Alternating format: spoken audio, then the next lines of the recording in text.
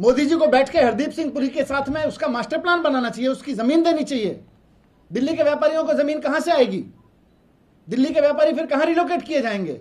वो उत्तर प्रदेश में भेजे जाएंगे, पंजाब में भेजे जाएंगे, पाकिस्तान में भेजे जाएंगे, अमेरिका में भेजे जाएंगे, कहां भेजे जाएंगे? दिल्ली में कहीं जमीन देनी पड़ेगी ना। मोदी जी कहते हैं दिल्ली की जमीन के हम मालिक हैं, तो मालिक हैं तो जमीन दीजिए आप। एनजीटी ने ऑर्डर दिया है, जमीन क्यों नहीं दी?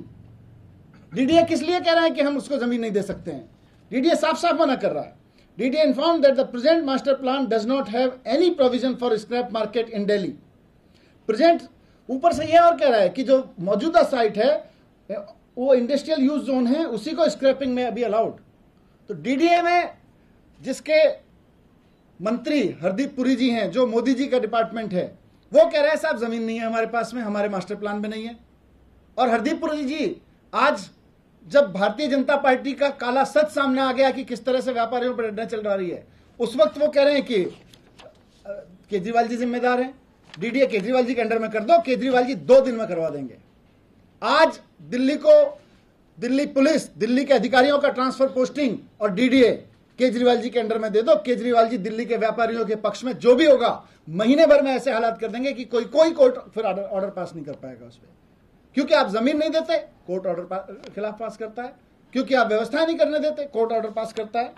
तो मैं आपके सामने यही रखने आया था कि किस तरह से मोदी सरकार पूरी तरह से फेल हुई है, किस तरह से साजिश में शामिल हुई है। और कल दिल्ली पुलिस इनकी, दिल्ली के अफसर इनके कहने पे चलते हैं। बल्कि मैं इमरान जी से बात कर रहा था, बताएंगे किस तरह से इस पूरे मामले में एलजी के निर्देश पे, भारतीय जनता पार्टी के सांसदों के निर्देश पे अधिकारियों को कहा गया कि वो मंत्रियों को लूप में नहीं रखेंगे इस पूरे मामले में। बताइए आप।